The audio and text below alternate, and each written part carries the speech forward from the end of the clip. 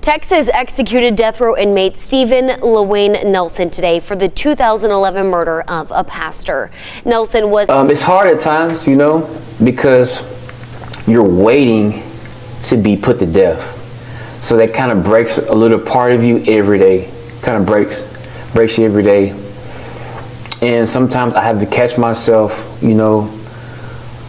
for being overwhelmed and stressed out. And like force myself to eat because it does that to you where you just don't want to do nothing. As her being a witness of my execution, it's up to her, but I really don't want her to see that, me getting pumped full of drugs and being overdosed with drugs to kill me, to make my heart stop. I think that would leave a bad impression, that will override the good memories we had over the years. She'll always close her eyes and see that. How does a man feel knowing he'll be dead in less than 24 hours? Knowing he will never again feel the sun on his face? Knowing he'll never hold the woman he just married only 2 months ago through anything more than cold, bulletproof glass? No kiss, no touch, just words passed through a phone separated by steel and sorrow. Steven Nelson got married in December 2024. Now, barely 8 weeks later, he's scheduled to die by lethal injection. What floods the mind of a man like that? Do regrets choke him? Does fear paralyze him? Or does he laugh, rage, and rot in silence, with hatred in his heart and no apology on his lips? Because this isn't a story of redemption. It's not about a man who begged for mercy or tried to change. This is the story of Steven Lawayne Nelson, a man who never repented, a man who murdered a pastor in cold blood, killed a fellow inmate while awaiting trial, and mocked the system with a broomstick he played like a guitar after the killing. When the judge sentenced him to death, he exploded, cursing, screaming, scattering the courtroom like a man possessed. This is the story of a killer who never softened, never cried, and never cared. This is Steven Nelson's final 24 hours, and the brutal path that led him to the death chamber. February 18th, 1987, Ada, Oklahoma. Steven Lawayne Nelson entered this world in chaos. Born to a broken home, the sounds that shaped his childhood weren't lullabies, but screaming matches, slammed doors, and nights alone. His mother, cold and detached, vanished for days at a time, leaving 3 young children to fend for themselves, one of them deaf. His father? An unpredictable presence whose return usually meant violence. No one hugged Steven, no one listened, and no one protected him. At just 3 years old, Steven lit his mother's mattress on fire. Not out of malice, but as if trying to make the house feel warm. By age 6, Oklahoma's juvenile authorities already knew his name. Vandalism, burglary, assault. They tried counseling, probation, temporary removal. Nothing worked. He was a boy becoming a criminal, not because he wanted to, but because no one showed him how not to. As the family later moved to Tarrant County, Texas, things only got worse. At 14, Steven was sentenced for stealing a car and breaking into homes. The judge sent him to the Texas Youth Commission, originally for 9 months. He stayed over 3.5 years, repeatedly caught breaking rules, fighting, and defying staff. The TYC didn't reform him. It hardened him. By 18, he was stealing cars. By 20, he was stuffing laptops into his pants at Walmart pretending to be an employee. A week later, he walked out of another Walmart in Arlington, Texas, wearing stolen boots like they were his own. Prison became routine. Freedom became temporary. He was always being released and always sent back. In 2010, out of jail again, he beat up his live-in girlfriend. She tried to drop the charges. Prosecutors refused. His record spoke louder than her plea. By this point, Steven wasn't a troubled teen anymore. He was a 23-year-old man, burned out by a world that never gave him a chance, and unwilling to give anyone one either. a volcano waiting to erupt. And soon he would, with fire and blood in a church. March 3rd, 2011, 9:30 a.m., Arlington, Texas. Inside the quiet walls of NorthPointe Baptist Church, Pastor Clint Dobson sat at his desk, answering emails and planning weekend service. At just 28, he had a heart bigger than the sanctuary. Kind, curious, and deeply spiritual. He wasn't just a preacher. He was a bridge between people and hope. Steven Nelson, now 24 and fresh out on probation, entered the church like a man on a mission. Only that mission was destruction. Armed with rage and desperation, he spotted Clint and 69-year-old secretary Judy Elliott. There were no prayers, no pleas, just violence. Clint tried to stand, to reason, maybe even defend Judy, but Nelson struck first, hard and fast. According to the medical examiner, he may have used the butt of a gun or a computer monitor stand. Clint was hit in the forehead, then again as he fell, blow after blow. Still breathing, still fighting, Clint was then strangled with a computer cord and smothered with a plastic bag. That's how a pastor died, suffocated in the church he loved. Clint Dobson was a passionate and deeply committed pastor who served at NorthPointe Baptist Church in Arlington, Texas. Known for his compassion and belief in social justice, Dobson led a diverse and inclusive congregation where everyone was made to feel welcome, regardless of background. He was especially focused on outreach, connecting with the marginalized and working to bring spiritual and practical support to those in need. His sermons were grounded in love, faith, and community service. Under his leadership, NorthPointe grew into a vibrant church focused not just on worship, but on impacting lives beyond the pulpit. Colleagues described him as warm, approachable, and driven by a mission to unite people with God through grace and action. His tragic death shocked the community and left a deep void in the lives of those he touched with his faith, generosity, and tireless devotion to others. Judy's assault was even more terrifying. 69 at that time, Nelson beat her savagely, crushing parts of her face, arms, legs, and spine. She drifted in and out of consciousness, her body battered beyond recognition. After leaving them for dead, Nelson grabbed Clint's laptop, cell phone, Judy's credit cards, and her car. By afternoon, he was shopping clothes, jewelry, indulgences. While one family wept in confusion, he celebrated in silence. Meanwhile, Clint's wife kept calling his phone. No answer. Something was wrong. She called Jake Turner, the part-time music minister, who contacted Judy's husband, John. John drove to the church and unlocked the door using his code. What he saw inside would haunt him forever. An office wrecked, a woman beaten so badly he didn't recognize her as his wife. Police arrived. Officer Jesse Parrish found Clint Dobson's lifeless body hidden behind the desk. Clint was gone. Judy, miraculously, was still alive. Though she suffered a heart attack in the hospital, she survived. Her recovery took 5 months, and her face had to be rebuilt with screws, mesh, and metal. The horror shocked Arlington.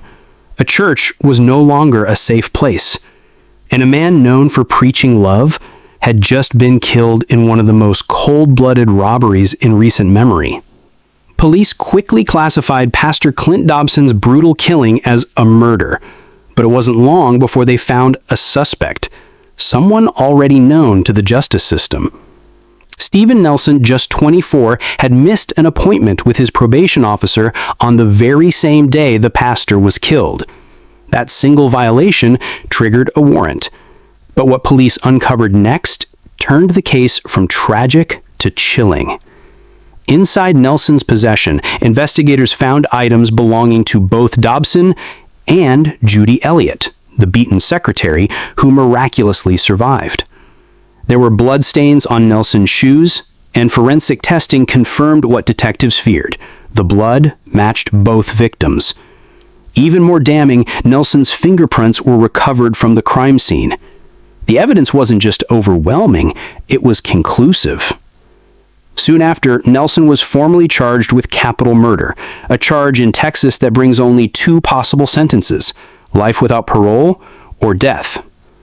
Authorities also arrested another man, 19-year-old Anthony Gregory Springs, who was initially thought to be involved. But the case against Springs eventually fell apart, and prosecutors dropped the murder charge against him. Now, all eyes turned to Steven Nelson, a man with a violent past facing the highest punishment allowed under Texas law. After his indictment for the murder of Pastor Clint Dobson, Steven Nelson was held in Tarrant County Jail, and from day one he proved to be a menace behind bars. He wasn't just difficult, he was violent, unpredictable, and explosive. Nelson smashed the visitation booth phone, destroyed jail property, and frequently clashed with officers. In one incident, it took 3 guards to subdue him during a violent outburst. But what came next was even more disturbing. On March 19, 2012, Nelson allegedly killed a fellow inmate, Jonathan Holden, a mentally ill man locked up for theft. Holden had reportedly used a racial slur directed at African Americans, and though Nelson wasn't his cellmate, the comment may have triggered something dark inside him. Nelson allegedly lured Holden to his cell bars with a twisted plan. He convinced Holden to fake a suicide attempt by tying a noose from torn blankets. But there was nothing fake about what happened next. Nelson looped the blanket around Holden's neck, braced his feet against the bars, and yanked with both hands, strangling Holden slowly and brutally. Inmates said he held the pressure for 4 agonizing minutes. Then, as Holden lay lifeless, Nelson allegedly performed a celebration dance, strumming a broom like a guitar. The death of Holden was later brought to light, and due to his alleged involvement in the killing of Holden, Nelson was transferred to another cell in the same hallway, as they were already in solitary confinement and segregated from the rest of the prison's general population. Still, Nelson continued to exhibit misbehaviors despite being isolated from the other inmates. In 2014, 2 years after Holden was killed, Holden's family filed a civil rights lawsuit against Tarrant County over the death of Holden. The family eventually settled, and Tarrant County agreed to pay $350,000. Even in solitary confinement after the murder, Nelson's behavior never improved. He remained a threat to guards, inmates, and the very system meant to contain him. On October 1, 2012, Steven Nelson finally stood trial for the brutal murder of Pastor Clint Dobson and the attempted murder of Judy Elliott. The Tarrant County courtroom was tense, eyes locked on Nelson as prosecutors revealed their intent to pursue the death penalty. Nelson showed no emotion. The prosecution painted Nelson as a cold, calculating predator. They laid out how Dobson's laptop had been sold within hours of the murder, how Elliott's credit cards were used for shopping sprees, how Nelson left a trail of forensic evidence at the church. The case, though circumstantial, was damning. Prosecutors urged the jury to trust the facts that pointed again and again to Nelson. Nelson took the stand in his own defense. Calmly, he shifted the blame, claiming 2 friends, Anthony Springs and Claude Jefferson, were the real killers. Nelson admitted to stealing Dobson's laptop and Elliott's credit cards, but claimed he never touched either victim. According to him, he stood watch outside while Springs and Jefferson carried out the attack inside. But their alibis didn't add up. Jefferson's supposed chemistry exam couldn't be confirmed, and Springs' phone was tracked over 30 miles from the crime scene. Then Nelson tried to explain away the DNA evidence, claiming he crawled under a table to grab the laptop bag, which somehow explained the broken belt and blood on his shoes. On October 8th, the jury convicted him of both capital and attempted capital murder. During sentencing, the prosecution dug deeper. Nelson's violent outbursts in jail, his disciplinary record, and the murder of fellow inmate Jonathan Holden. They said he thrived on chaos, untreatable, unrepentant, unfit for society. The defense pleaded for mercy, citing a broken childhood and psychiatric diagnoses, ADHD and antisocial personality disorder.